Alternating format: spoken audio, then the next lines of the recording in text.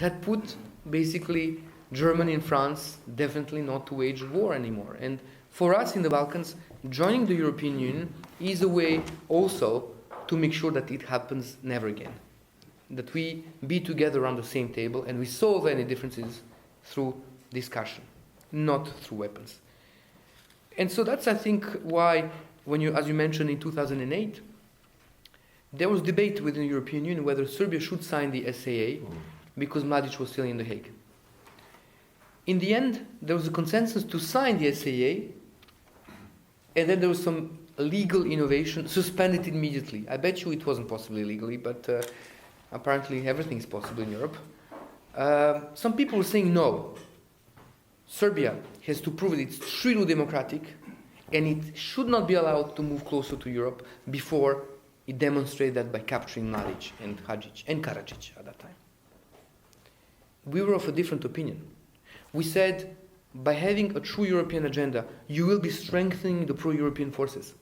You will strengthen the strands in society that really see eye to eye with European values. Through this path, we will strengthen also the civilian control of the deep power structures of secret police and army. This is the view that prevailed.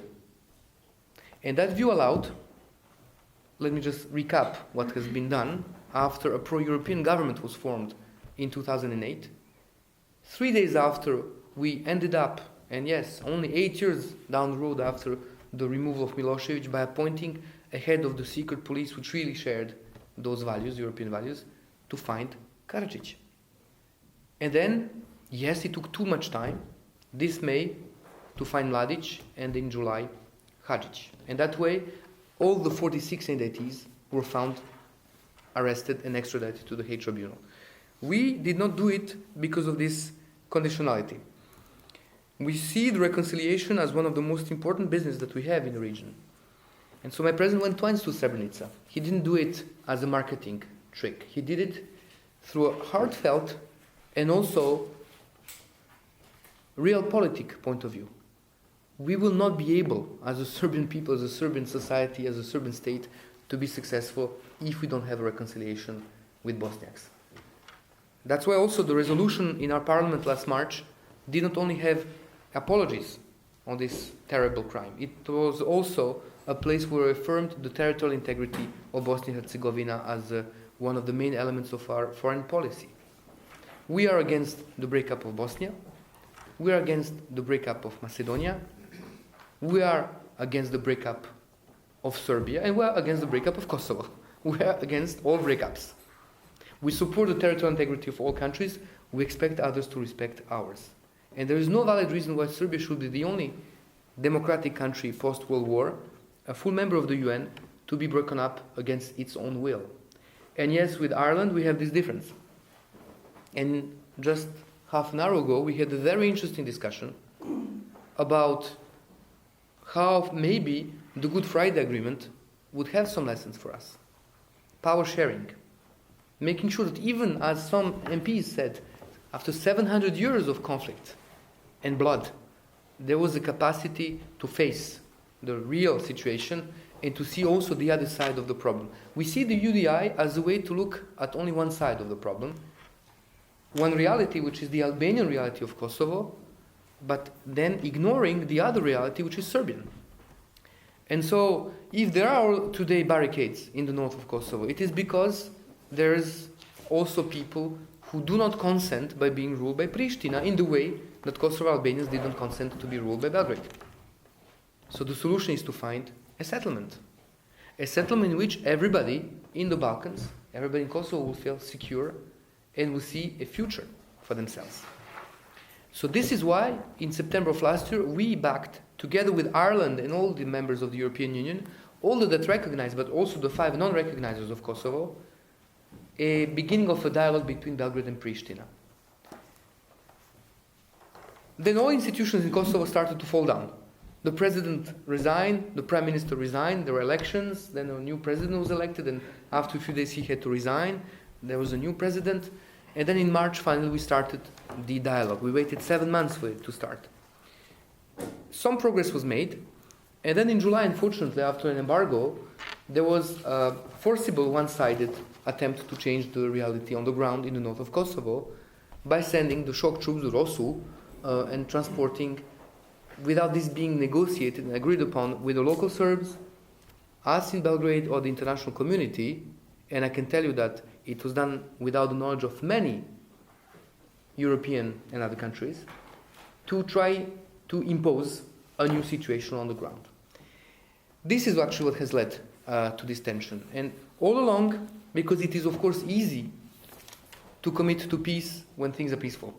My president, in the middle of this crisis, said Serbia will not resort to force.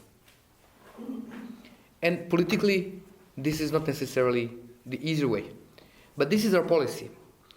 And we believe that after this attempt, even those who maybe thought that there is some, I would say, potential in that type of approach, have to realize that you cannot pretend to facilitate trade and then lead us to a situation where there are barricades, barbed wires, and bullets flying. That's not the way forward. And maybe some had as an idea to go the same way on a tribunal in the north of Kosovska Mitrovica, or maybe to ask for people who actually are not sharing typically our political stance. I'm speaking of the leaders, political leaders of the Serbs in the north of Kosovo, but nevertheless one has to admit that they have a legitimacy. They have been elected by people. So there are no parallel institutions in the north of Kosovo, as some people say, in the sense that there is a need to be parallel to something. What you have in the north of Kosovo is a Serbian institution that exists for dozens and dozens of years, which does continue. And it will be a twilight zone to try to think that one can cancel the hospitals and the education and cultural aspects and the municipalities and trying to replace them by institutions that would not have legitimacy, that they will not have consent. And indeed we're back again to the need to come back to the negotiating table and to a settlement. This is why it's important to reconnect on the dialogue. This is why it's important to act upon the proposal that Belgrade has made on how to man the so-called gates 1 and 31. And I know I'm talking to a very sophisticated crowd, and you know what I'm talking about. Those are the two administrative points where there's an attempt to instill both ULEX, that is acceptable as long as it's neutral, also with Kosovo-Albanian customs. Our proposal is to have an integrated management with Serbian officials being present as well. And I believe that the latest statements coming from Pristina augur, and I'll have to be cautious because one should not be optimistic until things really realize that next Monday in Brussels, when the meeting takes place between the negotiators of Belgrade and Pristina under the auspices of Robert Cooper, we might be getting really close or completely to the solution in order to unlock those two points, and then to have blockade stopped, and then to have trade flow again. By the way, once the agreement on the customs stamps, which was one of the elements of the dialogue, was agreed on the 2nd of September, there were resistances by the Serbs in the north. But in the end of the day, when Pristina and Belgrade agree on something with the support of the European Union, those agreements stick. And on all the other border points, there is a flow of goods. And in fact, the Serbian goods, there's about 400 million euro worth of Serbian goods placed on the Kosovo market. They're back. They've been closed for boycott. Some countries in the region, sometimes a little bit clumsily, have tried kind of to push out the presence of brands that people in Kosovo know already for decades, but that wasn't to be. And that also shows that this reality, economic reality, is here with us to stay. And so to sum up on the issue at hand, before I move on to other topics, maybe slightly easier, to sum up on Kosovo, indeed, as was proven after 700 years, I understand, the conflict here in Ireland, the only way forward is to have a settlement which recognizes that sometimes there's a need to share power. Sometimes there's a need to combine, in an original way, two realities, two legitimate goals on the same territory. And I would say that that's definitely what Serbia wants. We know we cannot join the European Union before the issue of Kosovo is settled. The settlement cannot be for Serbia recognizing the UDI. Today or tomorrow, you will not find a democratically elected leader of Serbia that will be signing on that dotted line. But this does not mean that a solution is not possible. And where we look forward is support from Ireland. Yes, Ireland in particular because of this history. And no parallel is perfect. I'm not saying let's have Good Friday for the Balkans. I'm not saying let's have the two Germany solution in 1972 for the Balkans. And I'm not saying let's have the South Tyrol for the Balkans. And I'm not saying let's have the those islands where Åland Islands with sovereignty share between Finland and Sweden necessarily applied. But there is ample examples if one really looks forward and is trying to have a European compromise solution rather than trying to have one nationalism win against another one. Next step, Monday, the board, the integrated management of the points, reopening it, coming back to the table, implementing, and this week, on Tuesday, our government approved the enabling sub-legislation for the civil registry agreement that was reached. We will do more this week.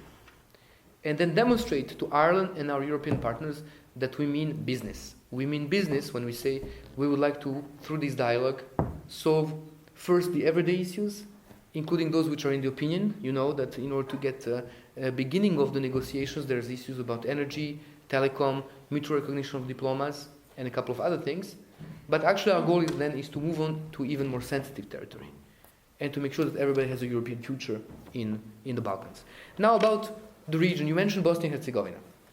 I already discussed a bit about Bosnia and Herzegovina through the human aspect, because that one should not be lost. We like the same music, we eat the same cevapcici, people again intermarry, singers cross borders, TVs are ever more regional, and people visit each other more and more. On the political level, Serbia is a co-signatory and a guarantor of the Dayton agreements. Serbia is committed to the territorial integrity of Bosnia and Herzegovina and will not support any move trying to break it up. Serbia at the same time is committed to making sure that any changes in the makeup of Bosnia and Herzegovina is agreed by all three communities. The attempts that we have seen maybe from time to time to try to use the leverage of some parts of the international community to change the makeup of Bosnia and Herzegovina, a very specific state, let's face it, are doomed to fail unless they are preceded by an agreement by the three communities. We cannot have it both ways, having a democracy and then having political leaders that are elected by those communities and then trying to refuse them legitimacy in order to negotiate what is actually their everyday life and of the people who elected them, which is the functioning of Bosnia and Herzegovina. There is no doubt that not everybody within Bosnia and Herzegovina sees eye to eye on how Bosnia and Herzegovina should function.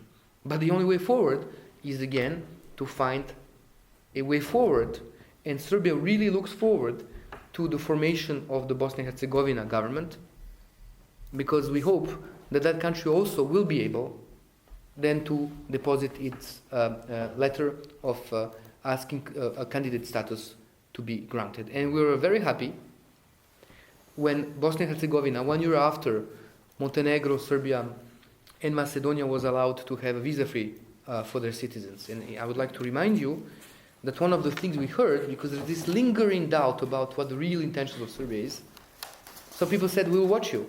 We don't want you to use the visa-free travel of Serbia to be leveraged on Bosnia. Let me translate in English. We don't want you to give passports to Serbs in Bosnia. We want Serbs in Bosnia to be able to travel free, visa-free with their Bosnia and Herzegovina passport. And that's okay with us. This is completely logical with our policy. And the dual citizenship between Serbia and Bosnia is limited to a few hundred people. So sometimes we hear from maybe some other politicians in the region that Belgrade is trying to destabilize Sarajevo through Banja Luka. Well, may I just, not putting into question the Croatian policy toward Bosnia and Herzegovina, just to remind you to the fact that